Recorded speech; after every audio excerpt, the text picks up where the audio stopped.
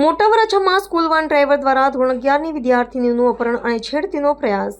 સુરત શહેરના મોટા વરાછા વિસ્તારમાંથી ચોંકાવનારી ઘટના સામે આવી છે, જ્યાં સ્કૂલ વાનના ડ્રાઈવરે ધોરણ 11માં અભ્યાસ કરતી વિદ્યાર્થીનીને ઘરે મૂકવાને બદલે અન્ય જગ્યા તરફ લઈ જતા છેડતી કરવાનો પ્રયાસ કર્યો હતો.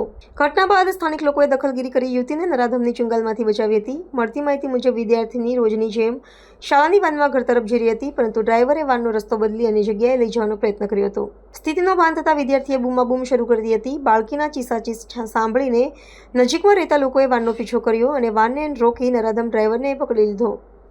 સ્થાનિકોએ ડ્રાઈવરને મેથીપાક ચખાડ્યા બાદ તરત જ પોલીસના હવાલે કર્યો હતો. તાત્કાલિક ઘટના સ્થળે ઉત્તરાયણ પોલીસ પહોંચી હતી અને ડ્રાઈવરની ધરપકડ કરીને વધુ તપાસ હાથ ધરી છે. પ્રાથમિક માહિતી મુજબ આરોપી નશાની હાલતમાં હોવાનું સામે આવ્યું છે. વધુમાં વાનમાંથી દારૂની બોટલ પણ મળતા સમગ્ર મામલે ગંભીરતા વધી ગઈ હતી. હાલમાં પોલીસે ડ્રાઈવર સામે ગુનો નોંધીને કાયદેસરની કાર્યવાહી શરૂ કરી છે. ગઈકાલ તારીખ 28/9/2025ના રોજ સુરતના મોટા વરાછા ખાતે 16 વર્ષની ઉંમરની એક સ્કૂલની વિદ્યાર્થી ને ધર્મેશ પટેલ નામના સ્કૂલ વાન ચાલક દ્વારા એને ફરવા લઈ જવાના બહાને અપહરણ કર્યાની ઘટના બનેલી.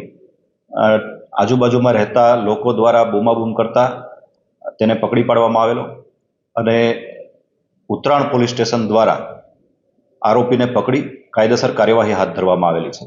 સમગ્ર મામલે ભારતીય ન્યાય સંહિતાની વિવિધ કલમો તથા પોક્સો એક્ટની કલમ 12 હેઠળ ગુનો નોંધી આરોપીની અટક કરી કાયદેસર કાર્યવાહી હાથ ધરવામાં આવેલ છે. આરોપીનું કોઈ જૂનું ગુનાહિત બેકગ્રાઉન્ડ મળેલ નથી અને અન્ય કોઈ ગુનામાં સંડોવાયેલ હોવાનું હાલ સુધીમાં જાણવા મળેલ નથી. તેમ છતાં તપાસ આ બાબતની ચાલુ છે.